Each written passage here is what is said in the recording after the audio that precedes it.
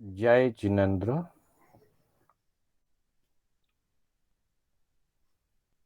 मोक्ष मार्गस्य नेतारम्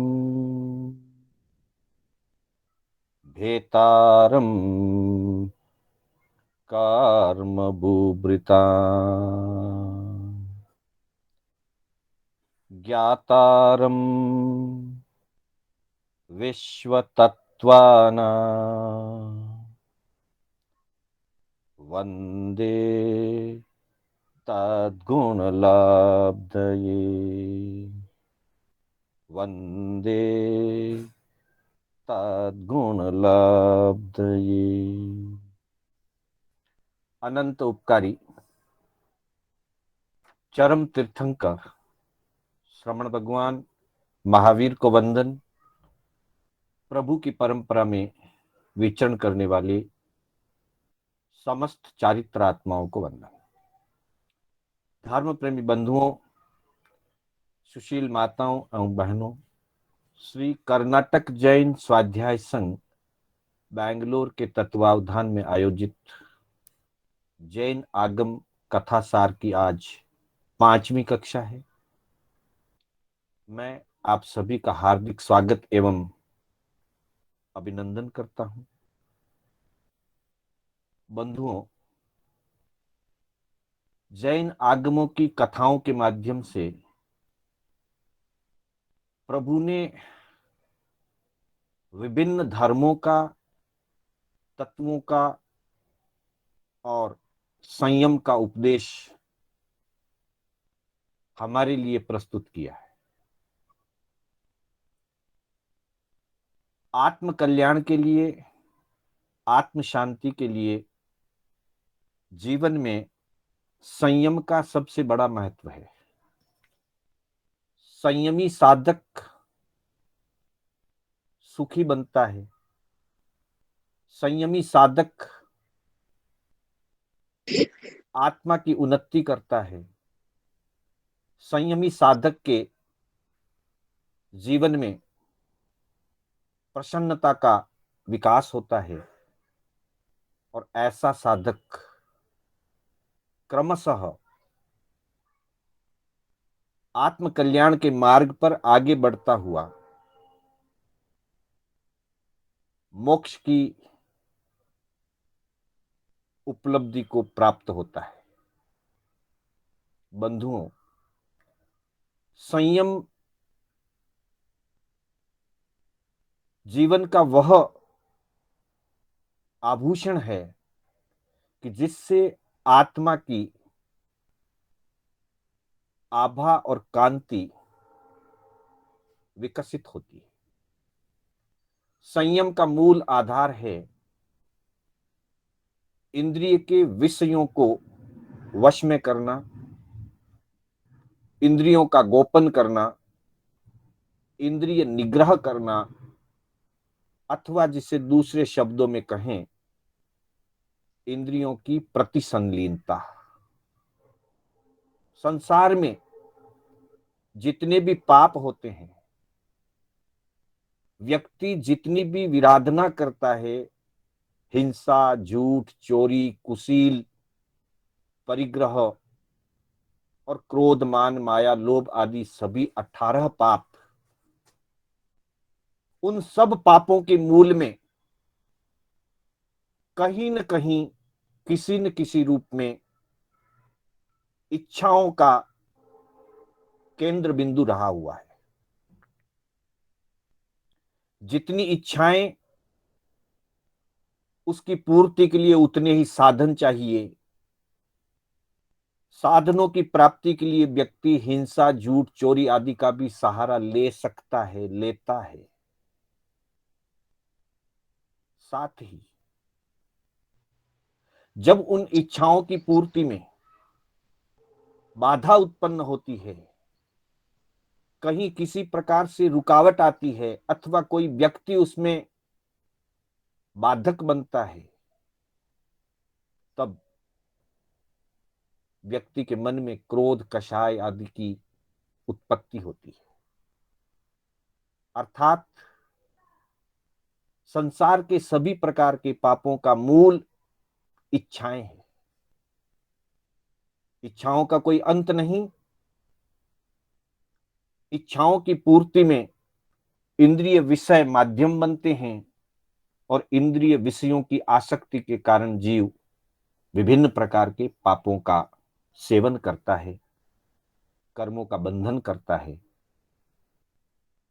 आज जिस विषय की हम चर्चा करने जा रहे हैं वो है इंद्रिय गोपन से आत्म शांति।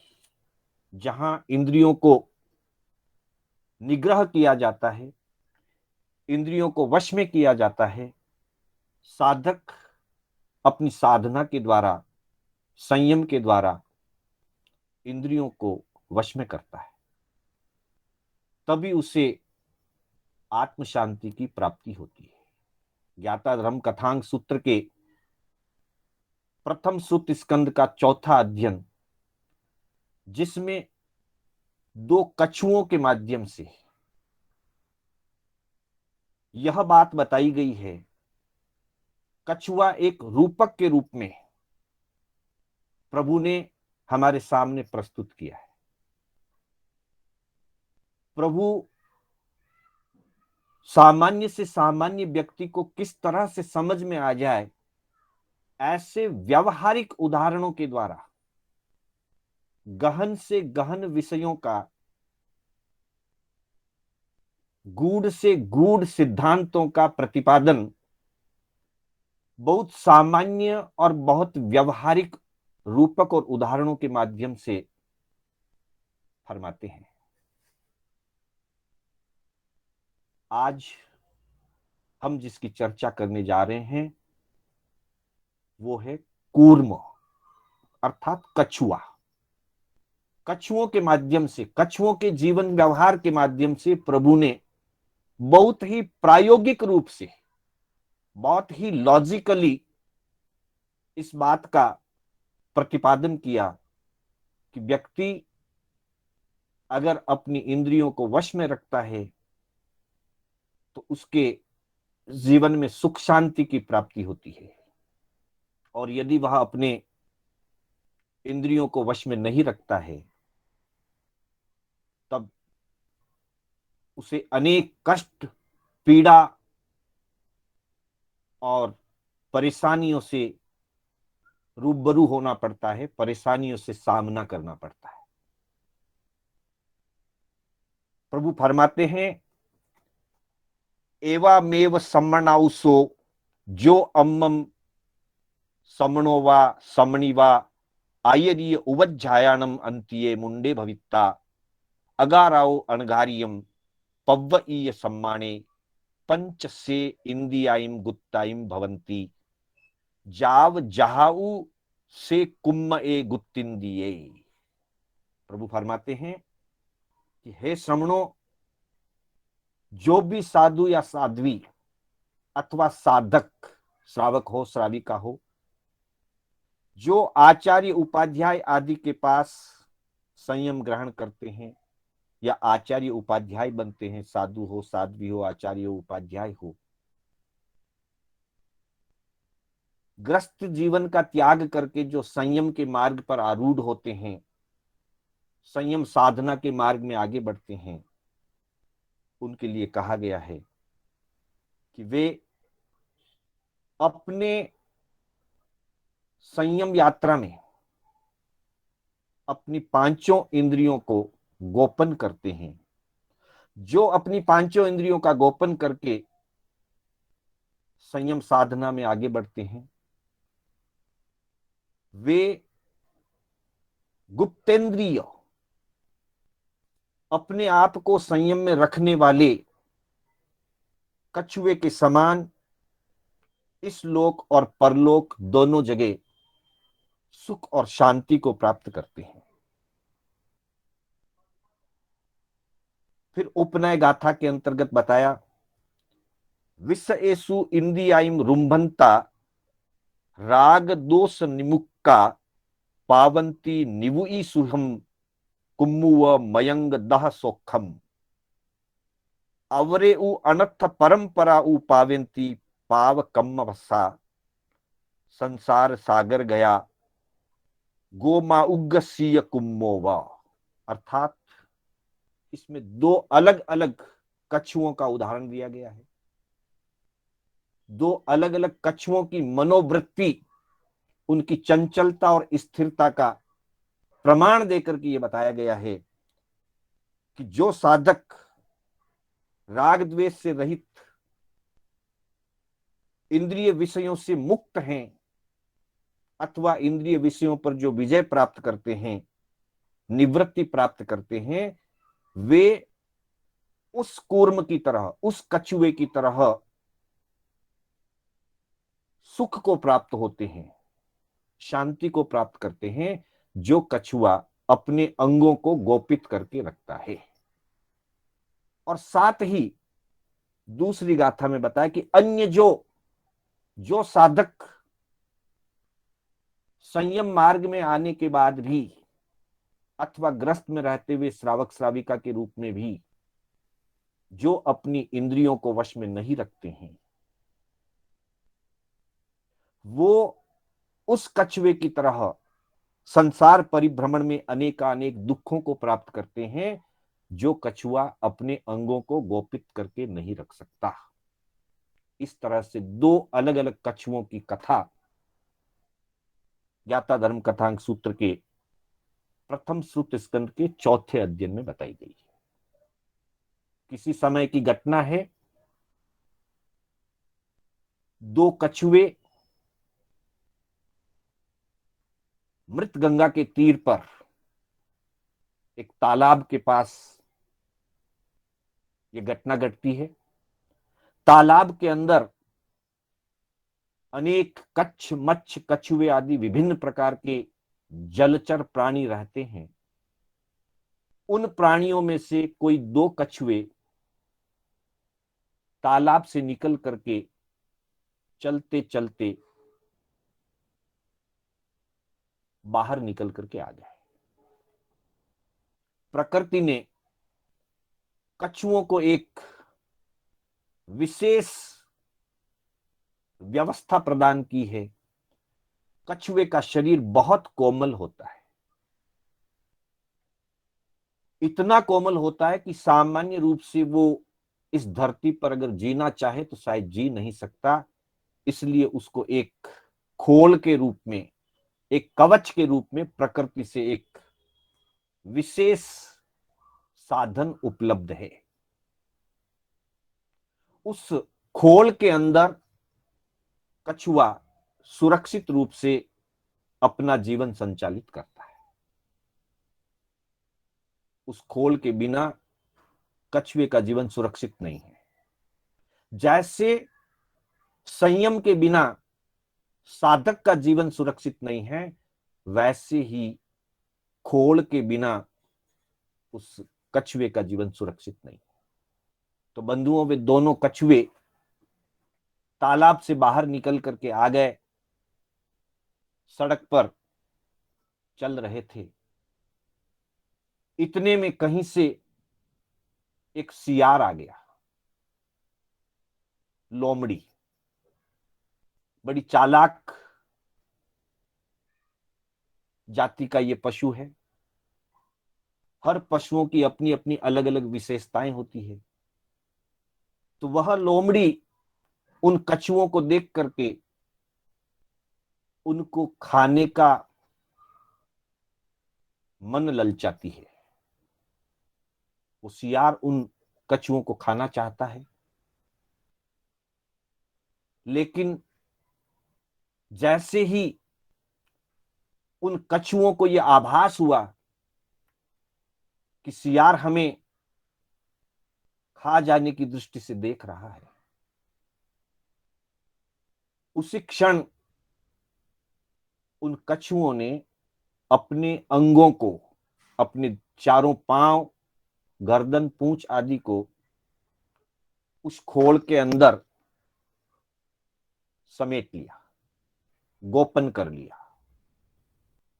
खोल इतना मजबूत होता है कि कोई भी पशु, कोई भी प्राणी उस खोल को तोड़ करके, उस कवच को तोड़ करके कछुए को नहीं खा सकते। कुछ देर तक सियार ने इंतजार किया, पर देखा कि कछुए अपने अंगों को सिकोड़ चुके हैं, अतः हमें निराशा ही हाथ लगेगी, हमें ये आहार नहीं मिलेगा। पर वो क्योंकि चालाक है, उसने चालाकी की, और चालाकी करते हुए वो झाड़ियों में छिप गया। इधर एक कछुआ थोड़ा चंचल स्वभाव का था। जब उसे लगा कि अब सियार नहीं है, तो धीरे से उसने अपना एक पांव बाहर निकाला, शरीर का एक अंग बाहर निकाला। सियार ताक रहा था कि कब ये अपने शरीर का अंग बाहर निकाले और कब मैं झपटा मारूं। जैसे ही उसने शरीर के एक अंग को बाहर निकाला, सियार ने झपटा मारा और उसके अंग को खींच कर खा गया।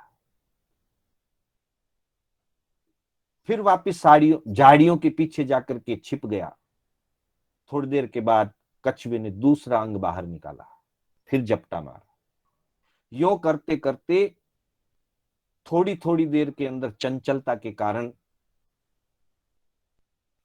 एक कछुआ अपने शरीर से, अपने प्राणों से हाथ धो बैठा। दूसरा कछुआ लंबे समय होने के बाद भी अपने अंगों को सिकोड़ करके ही रखता है, अपने अंगों को हलन चलन नहीं करता है, खोल से बाहर नहीं निकालता है, गोपित करके रखता है। आखिर सियार थक करके चला जाता है। उसके बाद धीरे से सावधानी पूर्वक चारों तरफ देख करके, और वो कछुआ धीरे से वापस तालाब में आ जाता है। और वो कछुआ जो अपने शरीर के अंगों को बाहर निकालता है, वो मारा जाता है।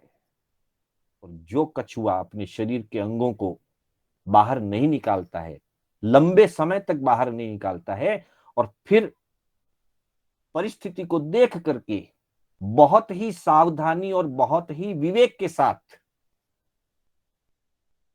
वो अपने तालाब में, अपने सुरक्षित स्थल पर पहुंच जाता है, उसका जीवन बच जाता है।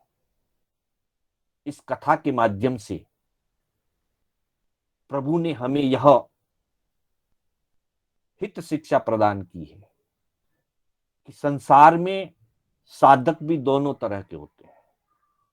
कुछ साधक बार बार चंचल हो जाते हैं, जैसे कछुए के 4 पांव और एक गर्दन, ये 5 मुख्य अंग हैं।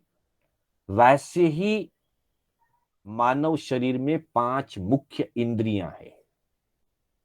हम कभी श्रोतेंद्री को खुला छोड़ देते हैं, तो कभी चक्षु इंद्री को खुला छोड़ देते हैं। कभी हमारे घ्राणेन्द्रिय में चंचलता आती है, तो कभी रसना इंद्रिय में चंचलता आती है, कभी स्पर्श इंद्रिय में हमारी चंचलता आती है, कभी मन में चंचलता आती है। जितनी जितनी चंचलता आती है, उतने उतने अंशों में हम अपने आत्म स्वरूप का हनन करते जाते हैं, आत्म गुणों का नाश करते जाते हैं, ज्ञान आदि गुणों का पतन करते जाते हैं। जो साधक पूर्ण सावधान रहता है, किसी भी प्रकार के इंद्रिय विषयों के प्रति राग आदि भाव नहीं करता, उनमें चंचलता नहीं लाता, वो अपने आत्म गुणों की सुरक्षा करता है, वो अपने आत्म गुणों का विकास करता है। और यदि आवश्यकता होती है, इंद्रिय निग्रह का यह भी अर्थ नहीं है कि हम या कोई भी साधक, चाहे वो श्रावक श्राविका हो, साधु साध्वी हो, जीवन भर आंखें बंद करके रखे, जीवन भर मुख बंद करके रखे, कानों को बंद करके रखे, नाक से सूंघे नहीं, जीभ से चखे नहीं, ऐसा नहीं हो सकता। जहां जीवन है वहां इंद्रिय के पोषण के बिना या आहार आदि, भोजन आदि के बिना जीवन टिकता भी नहीं। तो जीवन टिकाने के लिए जो सामान्य रूप से विषयों की आवश्यकता है, वहां बिना राग द्वेष के, बिना चंचलता के, सहजता में, जैसे वह कछुआ बहुत जागरूकता के साथ, बहुत विवेक के साथ, अपने पांव भी उसने बाहर निकाले, अपनी गर्दन भी बाहर निकाली, पर बहुत सावधानी से, और विवेक पूर्वक वो अपने सुरक्षित स्थान में पहुंच गया। वैसे ही साधक अपनी इंद्रियों का उपयोग करते हुए, जागरूकता के साथ इंद्रियों का उपयोग करते हुए, सीमित व्यवस्था में अपने जीवन को सुरक्षित भी करता है, अपने जीवन को संचालित भी करता है, लेकिन चंचल नहीं होने देता, राग द्वेष और विकार में उनको नहीं जाने देता। जहां राग द्वेष और विकार की स्थितियां आती है, वहां वो अपने इंद्रियों को इस तरह से गोपन कर लेता है जिस तरह से उस दूसरे कछुए ने अपने शरीर के अंगों को खोल के अंदर सिकोड़ करके, सिमेट करके रख लिया था और अपने जीवन की सुरक्षा कर ली थी। प्रभु फरमाते हैं कि इस तरह से जो साधक अपनी इंद्रियों को विषयों में प्रवृत्त होने से रोकते हैं, विषयों के प्रति राग द्वेष में जुड़ने से रोकते हैं, वे ही परम शांति का अनुभव करते हैं, वे ही निवृत्ति सुख को प्राप्त करते हैं। उनका यह लोक भी मंगलमय और कल्याणकारी होता है, उनका परलोक भी मंगलमय और कल्याणकारी होता है। और संयम की यात्रा में आगे बढ़ते हुए वे क्रमशः संपूर्ण कर्मों को क्षय करके संपूर्ण सुखों को प्राप्त करते हुए अनंत सुखों में लीन होकर के मुक्ति को प्राप्त करते हैं। मुक्त स्थान में अर्थात सिद्ध क्षेत्र में अनंत सुखों में लीन होकर के अनंत काल के लिए विराजते हैं। इस तरह से दो कछुओं की कथा के माध्यम से प्रभु ने इंद्रिय निग्रह, राग द्वेष से दूर हटना, इंद्रिय विषयों की प्रवृत्ति से बचना, चंचलता से बचना, स्थिरता के साथ, जागरूकता के साथ, विवेक के साथ अपने संयम जीवन को आगे बढ़ाना, इसका हमें संदेश फरमाया है। हम इस कथा से शिक्षा ग्रहण करके हमारी आत्मा का कल्याण करें, आगे बढ़ें, आत्म कल्याण और मोक्ष मार्ग में हमारा विकास हो। इन्हीं भावनाओं के साथ मैं अपने शब्दों को विराम देना चाहूंगा। मेरे बोलने में कोई स्खलना हुई हो अथवा जिन आज्ञा विपरीत कथन हुआ हो, बारंबार मिच्छामि दुक्कडम। मंगल पाठ के साथ हमारी कक्षा विराम लेगी। गुरुदेव की आज्ञा से, बड़े श्रावकों की आज्ञा से, चत्तारि मंगलम अरिहंता मंगलम सिद्धा मंगलम साहू मंगलम केवली पनत्तो धम्मो मंगलम। चत्तारि लोगुत्तमा अरिहंता लोगुत्तमा सिद्धा लोगुत्तमा साहू लोगुत्तमा केवली पनत्तो धम्मो लोगुत्तमो। चत्तारि शरणं पवज्जामि अरिहन्ते शरणं पवज्जामि सिद्धे शरणं पवज्जामि साहू शरणं पवज्जामि केवली पनत्तम धम्मम शरणं पवज्जामि। अरिहंतों का शरणा, सिद्धों का शरणा, साधु जी का शरणा, केवली परुपित दया धर्म का शरणा। चार शरणा दुर्गति हरना और न शरणा कोई, जो भव्य प्राणी आदरे तो अक्षय अमर पद होय। श्रवण भगवान महावीर स्वामी की जय, समस्त चारित्र आत्माओं की जय। आप सभी का हार्दिक आभार, अभिनंदन, सभी से सादर जय जिनेन्द्र।